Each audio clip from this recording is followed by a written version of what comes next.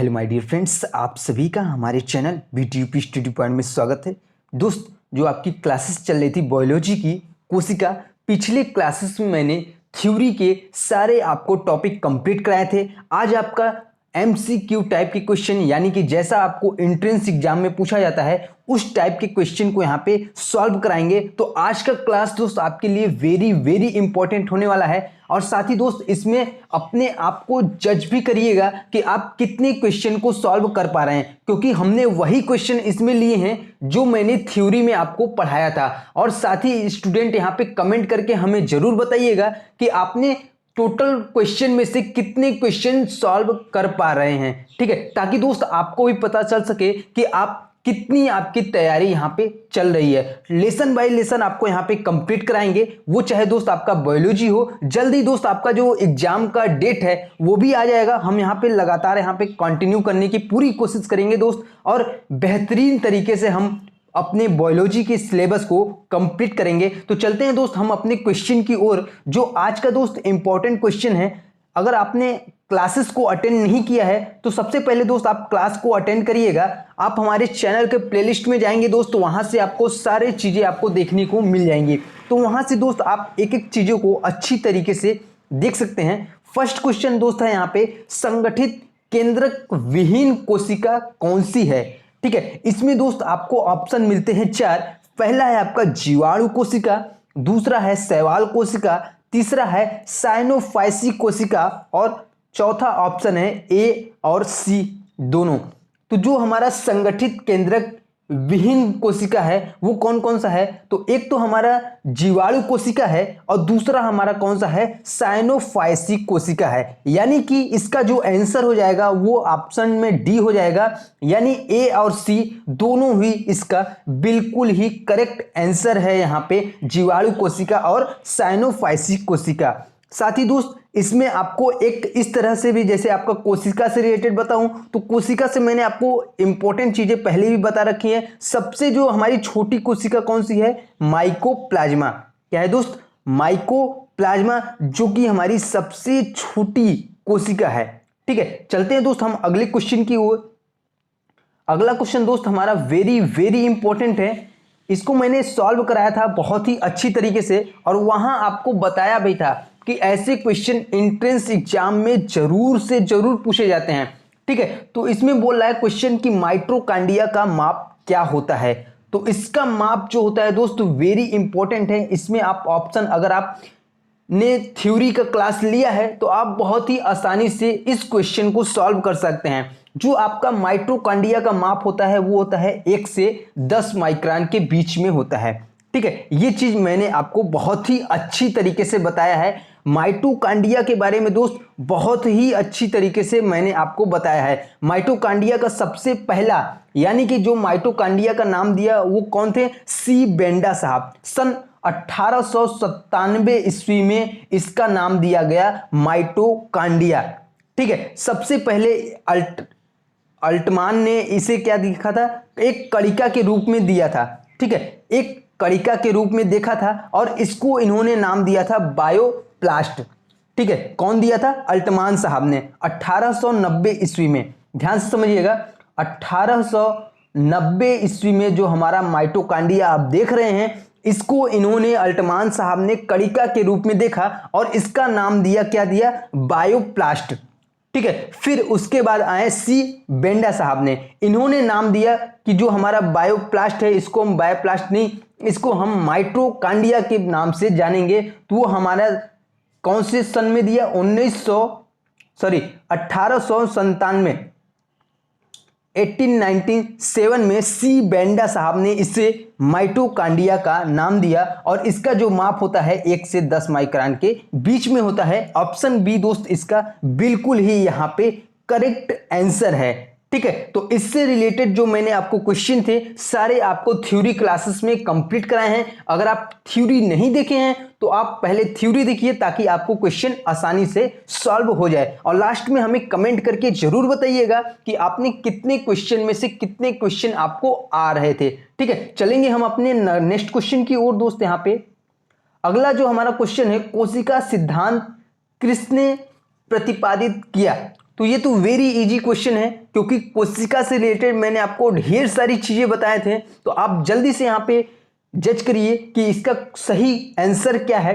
कोशिका सिद्धांत किसने प्रतिपादित किया था? तो इसका जो बिल्कुल करेक्ट आंसर है वो है आपका स्लाइडेन एवं स्वान साहब ने इसका खोज किया था, कोशिका सिद्धांत का। ठीक है, कोशिका सिद्धांत के बारे में मैंने आपको ढेर सारी चीजें बताई हैं, आप वहां से भी आप जाके देख सकते हैं जो आपका कोशिका सिद्धांत है। ठीक है, नेक्स्ट अगले क्वेश्चन की दोस्त यहां पे चलते हैं। हमारा अगला क्वेश्चन है, अतिरिक्त केंद्रीय डीएनए पाया जाता है। तो अतिरिक्त केंद्रीय डीएनए किसमें पाया जाता है? तो वो आपका सबसे पहला हरित लवक में और दूसरा माइटोकांड्रिया में। ठीक है, दोनों में ही अतिरिक्त केंद्रीय की डीएनए पाया जाता है। ये आपका ए और बी, ऑप्शन डी बिल्कुल ही करेक्ट आंसर हो जाएगा इसका। ए और बी दोनों ही इसका आंसर होगा। ठीक है, ऑप्शन डी इसका बिल्कुल ही करेक्ट आंसर है। जो हमारा अतिरिक्त केंद्रिक डीएनए है वो हरित लवक में भी पाया जाता है और माइटोकांड्रिया में भी पाया जाता है। तो ऑप्शन डी इसका बिल्कुल ही करेक्ट आंसर हो जाएगा। यहाँ पे चलेंगे दोस्त हम यहाँ पे नेक्स्ट क्वेश्चन की ओर। अगला क्वेश्चन है हमारा 5 नंबर क्वेश्चन है, कोशिका प्रक्रिया किसके द्वारा नियंत्रित होती है? तो कोशिका प्रक्रिया किसके द्वारा नियंत्रित होती है? वो हमारा केंद्रक के द्वारा नियंत्रित होती है। ऑप्शन डी दोस्त इसका भी बिल्कुल ही करेक्ट आंसर है। जो हमारा कोशिका की जितनी भी हमारे प्रक्रियाएं होती है, जो भी हमारे प्रोसेस होते हैं, उसको नियंत्रित कहाँ होता है? वो आपका केंद्रक में होता है, सेंटर में होता है। ठीक है, तो ऑप्शन डी दोस्त इसका बिल्कुल ही यहाँ पे करेक्ट आंसर हो जाएगा। चलेंगे दोस्त हम यहाँ पे अगले क्वेश्चन की ओर। नेक्स्ट हमारा क्वेश्चन है, मध्य पटलिका में होता है। तो मध्य पटलिका में क्या क्या होता है? मिडल लेमेला में क्या होता है? ऑप्शन एक है आपका क्यूटिन, सुवेरिन, पेक्टिन और लिग्निन। तो इसका दोस्त ऑप्शन जो करेक्ट आंसर हो जाएगा वो सी हो जाएगा।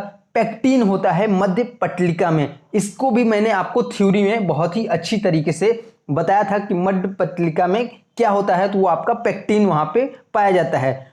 चलते हैं दोस्त यहाँ पे अगले क्वेश्चन की ओर। इसका दोस्त ऑप्शन जो था वो आपका सी यहाँ पे बिल्कुल ही करेक्ट आंसर था। अगला क्वेश्चन देखते हैं यहाँ पे 7 नंबर क्वेश्चन। इसका दोस्त अभी एक सीरीज आपका और आएगा, नेक्स्ट आपका एक क्लासेस इसका और चलेगा कोशिका का, वो भी आपका एमसीक्यू टाइप के क्वेश्चन होंगे। फिर आपका नेक्स्ट लेसन स्टार्ट होगा और बहुत ही अच्छी तरीके से उसको भी हम यहाँ पे पहले थ्योरी क्लासेस में, फिर आपका एमसीक्यू टाइप के क्वेश्चन के साथ ही चैप्टर को बहुत ही अच्छी तरीके से कंप्लीट कराएंगे। नेक्स्ट हमारा क्वेश्चन था यहाँ पे, निम्नलिखित में से किस में कोशिका भित्ति पाई जाती है? तो ये आपका वेरी वेरी इंपॉर्टेंट क्वेश्चन है, इसे आप नोट डाउन जरूर करिएगा कि कोशिका भित्ति किस में पाई जाती है। ऑप्शन एक आपको इसमें दे रखा है जंतु में, प्रोटोजोआ में, माइकोप्लाज्मा में और पादपों में। तो जो हमारा कोशिका भित्ति पाया जाता है वो हमारा केवल और केवल पादपों में ही पाया जाता है। ऑप्शन डी दोस्त इसका बिल्कुल ही यहाँ पे करेक्ट आंसर है। ऑप्शन डी इसका बिल्कुल ही करेक्ट आंसर है। जो हमारी कोशिका भित्ति पाई जाती है वो हमारे पादपों में पाई जाती है। नेक्स्ट अगला क्वेश्चन देखते हैं यहाँ पे। अगला क्वेश्चन है, इसका दोस्त मैंने आपको कॉन्सेप्ट बहुत ही अच्छी तरीके से बताया था। 80S राइबोसोम में उप इकाई कितनी होती है और 70S राइबोसोम में उप इकाई कितनी होती है? ठीक है, तो दोनों चीजें मैंने आपको बहुत ही अच्छी तरीके से बताया था। जो हमारा 80S राइबोसोम है इसमें जो उप इकाई होती है वो 60S और 40S होती है। ठीक है, ऑप्शन सी दोस्त इसका बिल्कुल ही करेक्ट आंसर है। यहाँ पे ये मैंने दोस्त राइबोसोम में आपको बहुत ही अच्छी तरीके से क्लियर कराया था, जब वहां पे राइबोसोम आपको बता रहे थे।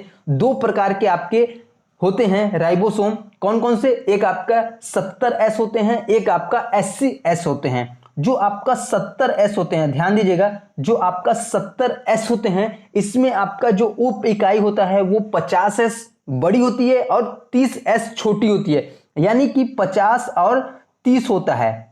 ठीक है, यानी कि ऑप्शन जो 20 आप देख रहे हैं, सॉरी ऑप्शन बी जो आप देख रहे हैं वो हमारा क्या है? 17S है राइबोसोम। इसमें जो उप इकाई होती है 50S और 30S होती है। यही मैंने आपको बताया 80S। ठीक है, तो 80S जो होता है वो आपका क्या होता है? 60 + 40, यानी कि 60s बड़ी और 40s छोटी इकाइयों से मिलकर बना होता है आपका 80s राइबोसोम। तो आशा करते हैं कॉन्सेप्ट तो आपको पता है। अगर आपने थ्योरी देखा है तो आप इस क्वेश्चन को भी बहुत ही अच्छी तरीके से सॉल्व कर सकते हैं। 80s राइबोसोम में जो उप इकाई होती है वो हमारा 60s और 40s होती है। ऑप्शन सी इसका दोस्त बिल्कुल ही यहाँ पे करेक्ट आंसर हो जाएगा। चलेंगे दोस्त हम अपने नेक्स्ट क्वेश्चन की ओर।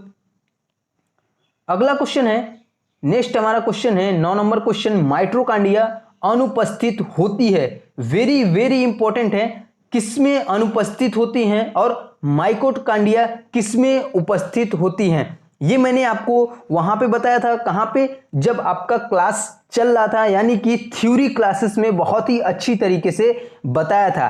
तो माइटोकॉन्ड्रिया नास्टाक, क्लस्ट्रिडियम आदि में अनुपस्थित होती हैं। ठीक है, तो ये आपका नास्टाक है, क्लस्ट्रिडियम, माइकोप्लाज्मा, इन सभी में। तो माइटोकॉन्ड्रिया जो होती है इन सभी में, यानी कि इसमें से किसी में भी उपस्थित नहीं होती है।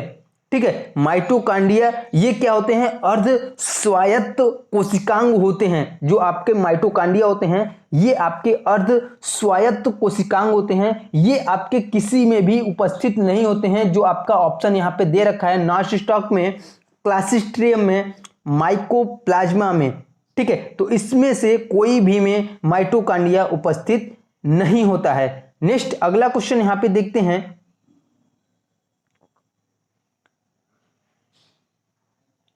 अगला क्वेश्चन है दोस्त, यहां पे सबसे छोटी पादप कोशिका होती है। तो ये भी आपको मैंने अभी बताया था, वेरी इंपॉर्टेंट है ये भी। सबसे छोटी पादप कोशिका किसमें होती है, वो आपकी माइकोप्लाज्मा की होती है सबसे छोटी पादप कोशिका। वेरी वेरी इंपॉर्टेंट है, मैंने आपको स्टार्टिंग में भी ये क्वेश्चन अभी आपको बताया है कि सबसे छोटी जो पादप कोशिका होती है वो हमारी माइकोप्लाज्मा की होती है। तो ऑप्शन सी दोस्त इसका बिल्कुल ही यहाँ पे करेक्ट आंसर हो जाएगा। हम अगले क्वेश्चन की ओर चलेंगे। यहाँ पे नेक्स्ट हमारा क्वेश्चन है 11 नंबर क्वेश्चन है, सेल्यूलोज खाद्य पदार्थ के रूप में प्रयुक्त होता है। तो सेल्यूलोज खाद्य पदार्थों के रूप में किसके द्वारा प्रयुक्त होता है। तो ऑप्शन एक है यहाँ पे दोस्त, मनुष्य के द्वारा, सूक्ष्म जीवों के द्वारा, पशुओं के द्वारा, और बी और सी दोनों के द्वारा, यानी सूक्ष्म जीवों के द्वारा और पशुओं के द्वारा। तो इसका दोस्त जो आपका करेक्ट आंसर हो जाएगा वो ऑप्शन सी हो जाएगा, सॉरी ऑप्शन डी हो जाएगा यहाँ पे करेक्ट आंसर। क्योंकि ये आपका जो है वो पशुओं के द्वारा भी होता है और सूक्ष्म जीवों के द्वारा भी होता है सेल्यूलोज का खाद्य पदार्थ के रूप में संचरण।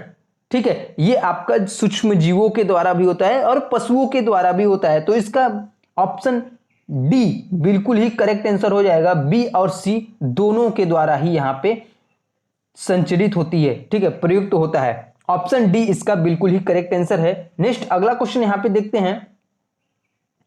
अगला क्वेश्चन है, ऑक्सीसोम मिलते हैं। तो ऑक्सीसोम कहां मिलते हैं। फर्स्ट ऑप्शन आपको दे रखा है कोशिका कला में, दूसरा है कोशिका द्रव्य में, तीसरा है माइटोकॉन्ड्रिया में, और चौथा है माइक्रोसोम में। तो मैंने दोस्त थ्योरी क्लास में इसको भी कंप्लीट कराया है। तो इसका दोस्त जो आपका बिल्कुल करेक्ट आंसर होगा वो आपका सी होगा, माइटोकॉन्ड्रिया में।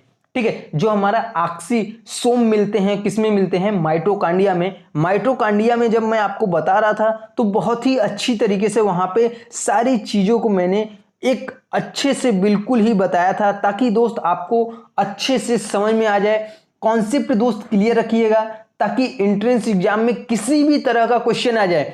थ्योरी क्लास दोस्त हम इसीलिए कराते हैं ताकि एंट्रेंस एग्जाम में किसी भी तरह का क्वेश्चन आ जाए, क्वेश्चन को आप आसानी से सॉल्व कर पाए वहां पे। ठीक है, अगर आप दोस्त आप थ्योरी यहां पे पढ़े रहेंगे अच्छे से तो न्यूमेरिकल आपका कोई भी क्वेश्चन आ जाए, एनीवन कोई भी क्वेश्चन आ जाए, वहां से आप सॉल्व कर सकते हैं अच्छी प्रकार से। क्योंकि जितने भी हमारे क्वेश्चन बनते हैं वो सारे थ्योरी से ही बनते हैं। अगर आप क्वेश्चन देखेंगे तो क्वेश्चन आपको एक ही पता चल पाएगा, लेकिन अगर आप थ्योरी पढ़ेंगे तो उससे हमारा 5 क्वेश्चन का यहाँ पे पता चल जाएगा कि क्वेश्चन किस तरह से यहाँ पे पूछ सकता है, क्या क्या पूछ सकता है। तो वो मैं आपको गाइड करता रहूंगा दोस्त, और एक एक चीजें बहुत ही अच्छी तरीके से मैं आपको तैयारी करवाऊंगा यहाँ पे। और हमारे चैनल पे पहली बार विजिट कर रहे हैं तो सब्सक्राइब करिएगा, साथ ही बेल आइकन को भी ऑल पे प्रेस करिएगा, ताकि आने वाली हर एक वीडियो का इंफॉर्मेशन आप तक सबसे पहले पहुंच सके।